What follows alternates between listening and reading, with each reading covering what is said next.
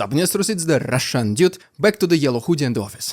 Picture the Kremlin as the Las Vegas-style casino in the middle of the snow-swept wasteland. It is beautiful and grandeur on the outside, but inside, things are very different. The chandeliers are cracked, the roulette wheels spin on squeaky bearings, and the only croupier, Vladimir Vladimirovich Putin, keeps insisting everybody is winning big, while shoveling chips off the table into a never-ending hole. Last week, Russian ambassador to the United Kingdom Andrey Kelin strolled into CNN, flashed a diplomatic grin, and accidentally pulled the velvet curtain outside. His dire confession about 600,000 troops fighting in Ukraine cracked the facade wide open. It exposed a simple, catastrophic equation. Russia recruits faster than a scammer call center, yet its battlefield headcount keeps shrinking. That means only one thing. Casualties on a scale the Kremlin can no longer disguise with recycled slogans or photoshopped victory parades.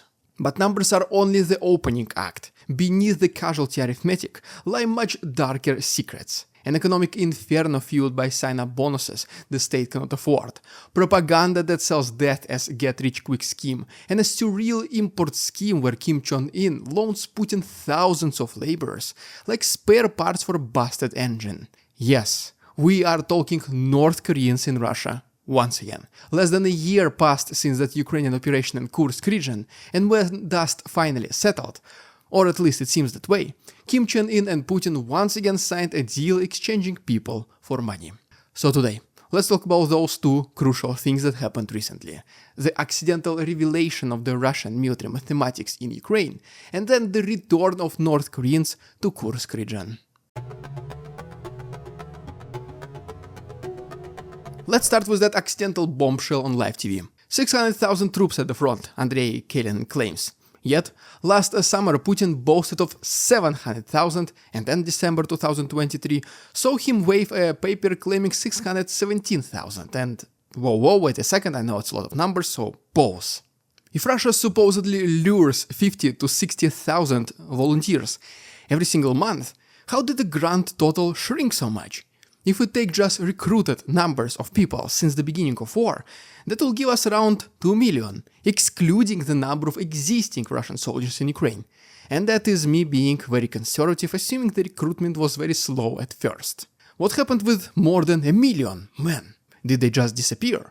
At this point, even pro-Russian bloggers should sound the alarm and ask the right questions. That's like pouring trucks of water into a swimming pool, only to find the water line sinking because a boat-sized crack is draining everything straight into the sewer. The crack is named Casualties. Ukraine's general staff estimates Russian losses in 2025 alone at already 217,440. Western analysts and the Institute for the Study of War estimate a monthly casualty count rivaling the population of a small European town, 35 to 45,000 dead, injured or vanished into the black hole category, politely named missing. Push those numbers through Kelin's calculator and you discover Russia has burned through more people in 40 months than the entire active-duty militaries of France, Germany and Italy combined. And it's not just infantry. Tank crews roasted in T-90s, artillery specialists vaporized by counter-strikes, junior officers sent forward with handheld radios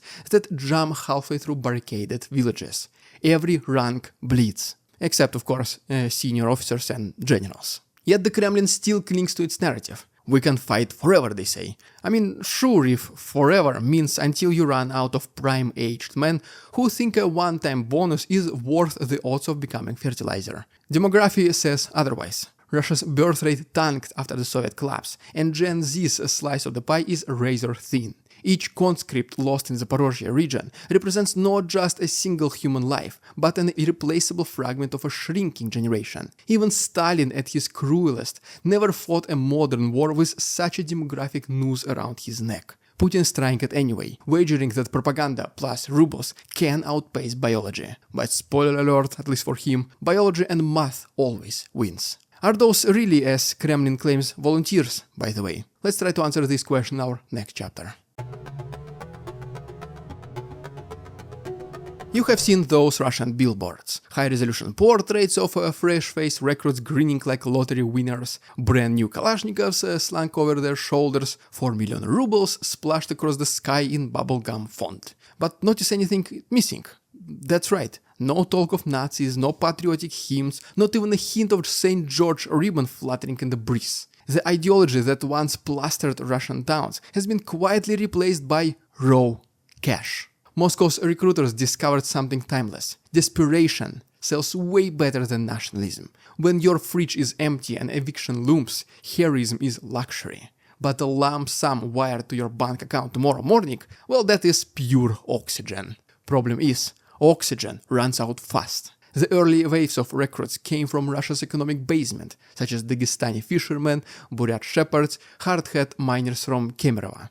They marched off, many never returned, and whole districts now look like scenes from play chronicle. Missing fathers, shattered workshops, classrooms half full.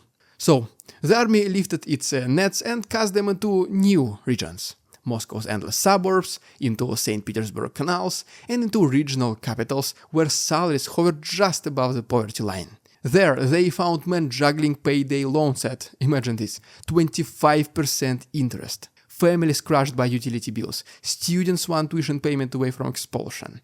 Recruiters flash the bonus, promise mortgage forgiveness, dangle the fantasy of used Toyota Camry and a down payment on a micro apartment. Papers signed and congratulations, off you go.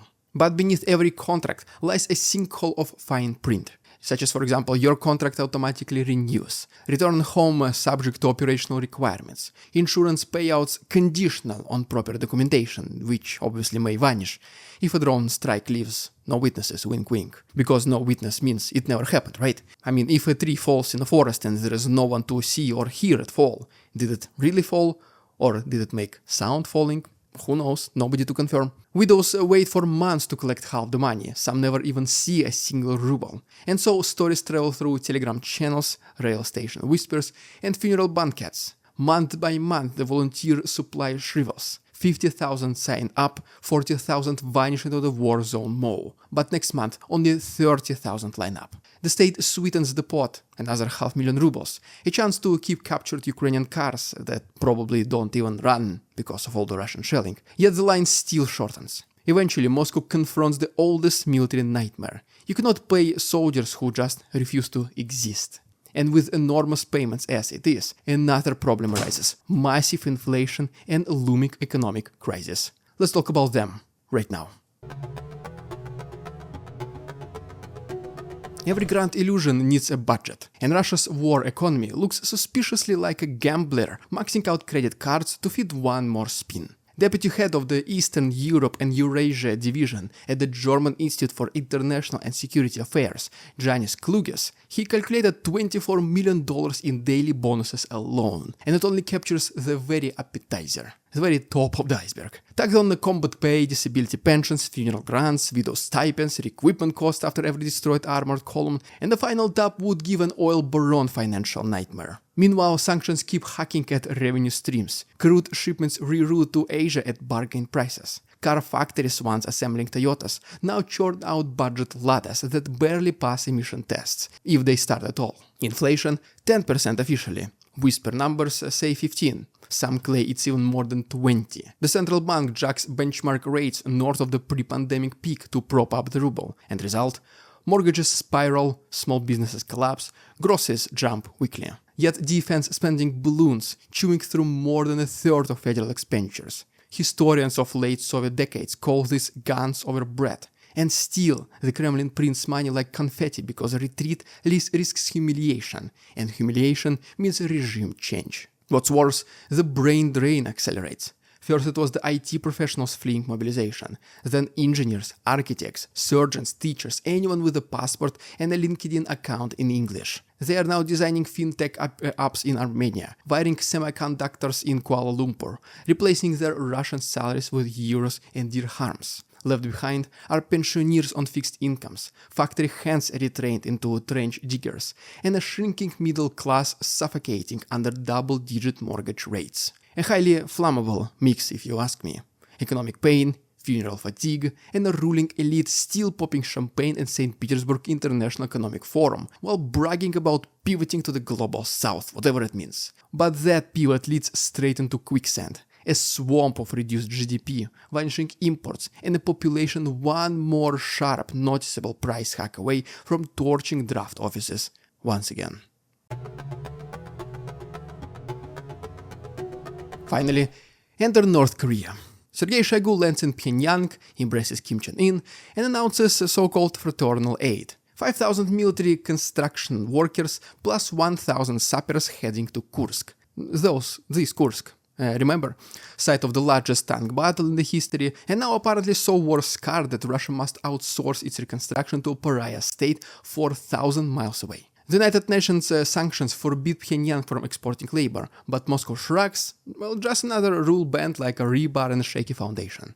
For Kim, the deal is pure jackpot. He keeps for himself 80 to 90% of every worker's salary, pockets Russian fuel, maybe grabs a missile blueprints or two on the side. His laborers sleep 10 in a single-bedroom apartment, hand over phones at the border, and disappear into fenced compounds, where escape is just a fantasy. Symbolically, it is perfect. Russia, once the senior partner in a communist fraternity, now begs the handmade kingdom for manpower. The same Kremlin that cannot stop bragging about hypersonic weapons is now importing bricklayers because its own workforce is either dead or delivering food in countries like Georgia. Meanwhile, Shoigu promises direct flights between Moscow and Pyongyang. I mean, kinda great news if you are a North Korean foreman eager to inspect your labor camps before catching Swan Lake performance at the Bolshoi Theater. Or if you are a Russian travel vlogger who needs new, interesting content, let's call it this way. But what does Kursk gain? Roads resurfaced by men who speak no Russian, communication lines rewritten by sappers who will be gone before the first snow. And so what does then Russia surrender? Yet another shred of sovereignty, plus the moral stain of funding Kim's nuclear program every time a laborer pours concrete. South Korea screams about illegal cooperation. Washington drafts fresh sanctions list. Moscow calls it kinda quote-unquote humanitarian. But the world sees the optics. A supposed superpower propped up by mercenaries from Wagner, prisoners from Siberia, and now forced labor from a dictatorship that cannot even fuel its own tractors. The facade of invincibility cracks deeper with every North Korean stepping on Kursk soil. And where are the guarantees that these builders will not be given AKs instead of shovels? Do you think these people will be properly accounted for? Their families probably are already notified that their husbands, sons and fathers made the ultimate sacrifice for the betterment of the regime, so that the families can enjoy the benefits of upper-class living in North Korea, if you can call it this way. And in the meantime, these men are used like tools by regimes like Kim and Putin. But which one of them has ever cared? Well, there you go, guys. If you enjoyed today's episode, please subscribe to my channel for more videos like this. If you wish to support my work, there are links down below, for example, my Patreon, where you can see additional chapter in the end of ridiculous Russian propaganda. Once again, the link is down below. Thanks so much for watching. See you tomorrow.